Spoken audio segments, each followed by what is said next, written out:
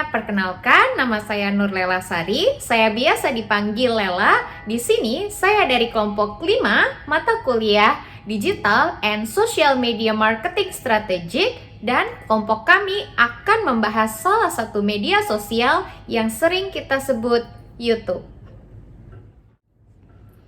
YouTube merupakan salah satu platform media sosial yang pertama kali diluncurkan pada tanggal 14 Februari tahun 2005 dengan kantor pertamanya yaitu berada di California, Amerika Serikat, yang didirikan oleh 3 tokoh yaitu Steve Chad, Jared Carlin, dan Chen Hartley.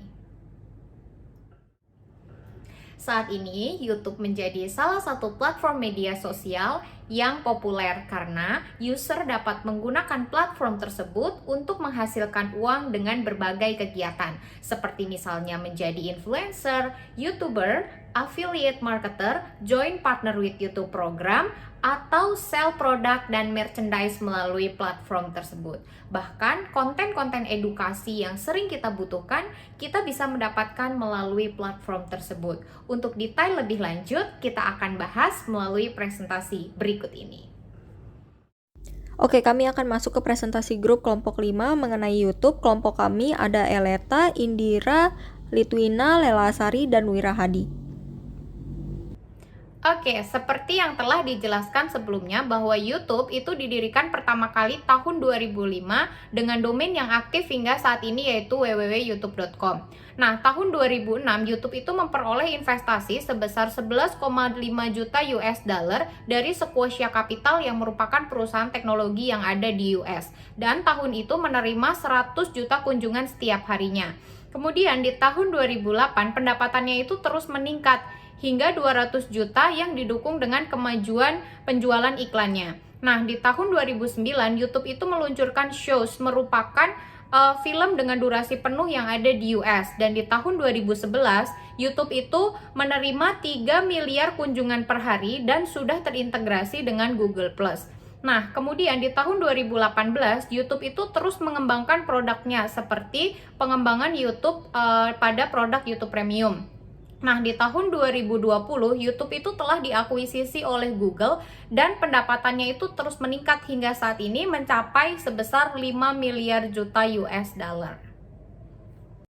Oke, selanjutnya saya akan menjelaskan mengenai what is YouTube's value atau value proposition yang YouTube offering kepada user ya. Jadi yang pertama itu adalah give everyone a voice. Kemudian yang kedua adalah let everyone see the world. Jadi semua orang itu bisa kreatif, semua orang bisa buat konten, semua orang bisa buat video, dan semua orang bisa mendiscover video orang lain juga gitu ya. Kemudian yang kedua itu adalah semua orang tuh bisa saling connect, semua orang tuh bisa melihat apa yang dilakukan di negara A, B, C, D, Z gitu dari level apapun. Kemudian ini juga menjadi satu panggung buat orang atau konten kreator membuat suatu karya seni atau karya originalnya dia. Kemudian juga bisa menjadi inspirasi, menjadi suatu motivasi, suatu edukasi. Kemudian yang terakhir itu semua gratis. Selanjutnya saya akan menjelaskan mengenai fitur-fitur yang ada dalam YouTube. Jadi seperti yang teman-teman lihat dalam on the screen, itu banyak banget fitur-fitur yang ditawarkan oleh YouTube. Ada yang namanya YouTube interaktif, ada yang namanya YouTube Premium, ada yang namanya YouTube Kids, ada yang namanya YouTube TV, kemudian dia juga ada namanya Smart Notification dan Smart Download. So basically YouTube itu offering experience. Jadi mereka sangat concern terhadap experience yang ditawarkan kepada customer, dan ada yang terbaru dari mereka itu ada namanya YouTube Short, kemudian ada namanya YouTube Chapter. Jadi YouTube Short ini tuh mirip kayak di Instagram atau di TikTok, jadi dia videonya pendek-pendek, and then yang kedua itu ada namanya YouTube Chapter. Itu kita tahu bahwa video YouTube itu bisa panjang gitu ya, dan kalau dulu itu mungkin nggak bisa diatur, kalau sekarang tuh bisa diatur dengan cara meng-capture, jadi dipotong-potong-potong sehingga kalau misalnya ada part yang sangat important itu bisa kita tampilkan lagi seperti itu. Halo semuanya, perkenalkan saya Eleta, perwakilan dari kelompok 5 akan membahas mengenai konten YouTube. YouTube memiliki banyak konten menarik di kalangan masyarakat dan dapat ditonton dari media apa saja. Konten di YouTube berupa edukasi, entertainment, traveling, dan sebagainya. Saya akan memfokuskan pembahasan pada edukasi di YouTube. Salah satunya konten kreator Indonesia yang membuat akun YouTube Kok Bisa, yang merupakan akun edukasi dengan pengikut kurang lebih 3,47 juta. Akun ini membagikan konten edukasi yang biasanya kita rasakan di keseharian dan juga isu yang yang lagi hangat dibahas yang memiliki efek kewawasan. Durasi dari setiap video yang diunggah itu maksimal 5 menit dan diharapkan dengan durasi ini, penonton dapat mengambil informasi penting yang disampaikan oleh konten kreator ini. Selain itu juga dalam pemaparan materi dibungkus secara kreatif menggunakan animasi, dijelaskan secara detail dan jelas dan mudah dipahami dan dapat didengarkan di mana saja dan kapan saja. Sebagian besar masyarakat pasti menggunakan YouTube untuk mencari informasi yang berkaitan dengan edukasi. Karena YouTube ini merupakan platform media sosial yang sudah terkenal dan memiliki reputasi yang baik serta adanya para konten kreator yang memiliki kapabilitas yang baik dalam membagikan kontennya. Selanjutnya, saya akan membahas sedikit bagaimana cara mengupload video di YouTube, yaitu dengan cara login ke YouTube Studio, lalu di pojok kanan atas diklik buat, lalu upload videonya. Setelah itu pilih file yang ingin diupload. Setelah ini ada contoh konten dari akun Kok Bisa.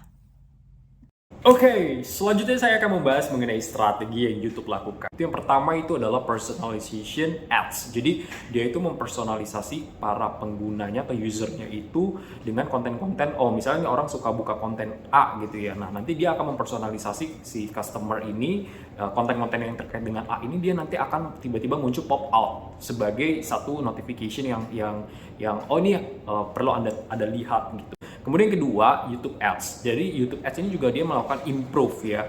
Dari sisi kayak misalnya bagaimana cara untuk menambahkan reach, menambah impression, kemudian juga ada beberapa tools yang sebenarnya itu sangat berguna untuk para pengiklan yang mau mengiklankan produknya di YouTube. Kemudian yang ketiga, itu dia meng-offering yang namanya keep update feature. Ya, fitur-fiturnya itu selalu dibikin update gitu, up to date. Jadi contohnya kayak tadi ada yang namanya YouTube Short, itu dia sebenarnya niru dari TikTok dan Instagram karena itu sekarang lagi hype banget. Orang malas bikin yang kayak konten video yang terlalu lama. Ada beberapa orang yang perlu penting bikin video lama, tapi ada juga beberapa orang yang merasa video lama itu terlalu membosankan. Nah, itu jadi dia terus update gitu mengikuti perkembangan zamannya. Dan yang terakhir itu ada namanya YouTube offering itu better quality video. Nah, jadi teman-teman, itu adalah beberapa strategi yang YouTube lakukan belakangan ini dan kalau teman-teman bandingkan antara kompetitornya dia seperti Dailymotion, IGTV, itu sebenarnya YouTube jauh lebih unggul dari sisi strateginya mereka dan itu membuat YouTube bisa sustain sampai saat ini. Demikian presentasi kelompok kami, sampai ketemu minggu depan.